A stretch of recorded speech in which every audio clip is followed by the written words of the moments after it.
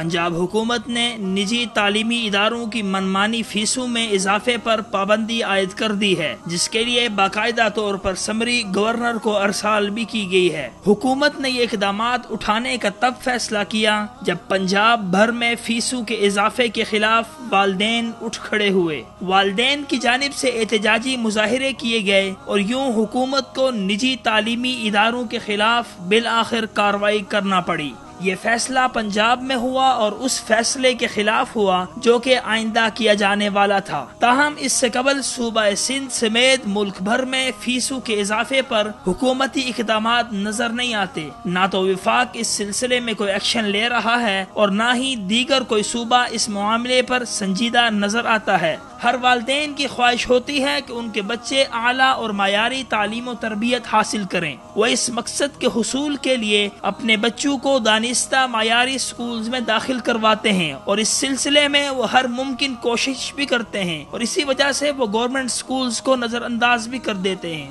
ان کی خواہش ہوتی ہے کہ ان کے بچے کسی بھی اچھے اور مہنگے اسکول سے تعلیم حاصل کریں تاکہ معاشرے میں ان کا نام ہو اور وہ اپنے بچے کے بارے میں بتاتے ہوئے فخر محسوس کریں۔ یہی وجہ ہے کہ اکثر سرکاری اساتذہ نے اپنے نجی اسکولز اور کوچنگ سینٹرز بھی کھول رکھے ہیں، جس سے وہ اپنا کاروبار بھی چمکا رہے ہیں اور اپنی ساری توانائیاں سرکاری اسکولز کے طلباء کے بجائے نجی اداروں سے تعلیم حاصل کرنے والے طلباء پر صرف کر رہے ہیں۔ اسی وجہ سے مجبوراً والدین بھی اپنے بچوں کو ایسے اداروں میں داخل کروانے پر مجبور ہیں۔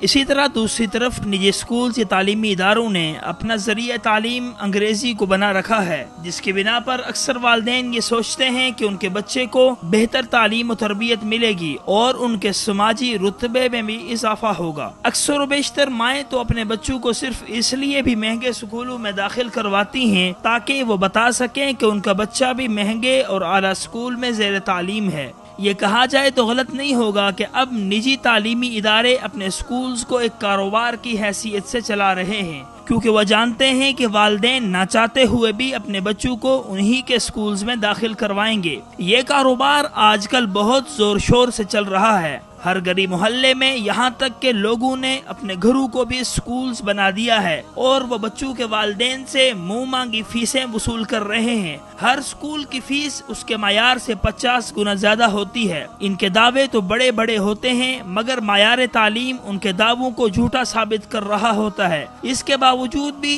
جب بھی نیا تعلیمی سال شروع ہوتا ہے، ان سکولز کی فیسوں میں خاطر خواہ اضافہ ہو جاتا ہے۔ جب کام صرف فیسوں سے نہیں چلتا تو اپنے کاروبار کو چمکانے کے لیے مختلف طرح کے فنڈز کا سہارا بھی لیتے ہیں۔ سائنس لیب چارجز اور کبھی کمپیوٹر لیب چارجز کے نام پہ والدین کو لوٹا جاتا ہے۔ اس کے برعکس ہماری حکومت اور نجی تعلیمی ادارے ایک دوسرے کی ٹانگیں کھینچنے پر لگے رہتے ہیں۔ انہی نجی اداروں کا کہنا ہے کہ اگر ملک میں تعلیمی معیار بہتر ہو رہا ہے تو وہ صرف اور صرف نجی تعلیمی اداروں ہی کی کاوشیں ہیں، جبکہ حکومت کا کہنا ہے کہ نجی تعلیمی ادارے تعلیم کے نام پر کروڑوں کا بجٹ لے رہے ہیں۔ ہمارے نجی اور سرکاری تعلیمی اداروں کو صرف اپنے بلز، فنڈز اور اپنی فیسوں کا تو خیال ہے، لیکن انہیں اس بات کا ذرا بھی خیال اور احساس نہیں ہے کہ ان کی آپس کی لڑائی میں غریب اور سفید پوش والدین کے بچوں کا مستقبل تباہ ہو رہا ہے۔ نجی تعلیمی ادارے اپنے اداروں کو تعلیمی معیار سے نہیں کاروباری معیار سے بڑھا رہے ہیں۔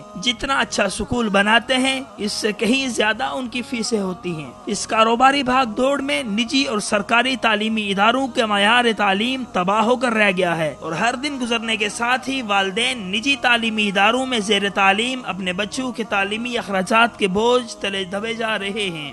دوسری طرف اگر دیکھا جائے تو پنجاب حکومت کا حالیہ اقدام انتہائی قابل تحسین ہے، اور ضرورت اس امر کی ہے کہ سندھ سمیت دیگر تمام صوبوں کو بھی اس قسم کے سنجیدہ اقدامات کرنے کی ضرورت ہے۔ ملک بھر میں صوبہ سندھ کی تعلیم کو مشکوک نظر سے دیکھا جاتا ہے۔ تعلیم کے معیار کو بہتر بنانے کے لیے نئے وزیر اعلیٰ سندھ سید مراد علی شاہ کو بھی بہتر سے بہتر اقدامات کرنے ہوں گے۔ سستی تعلیم سے معیار تو بہتر ہوگا ہی، ساتھ ہی ساتھ اس تعلیم تک ان بچوں کی بھی رسائی ممکن ہو پائے گی جو محض چند ٹکوں کی وجہ سے اپنے مستقبل کو تاریک کر بیٹھتے ہیں۔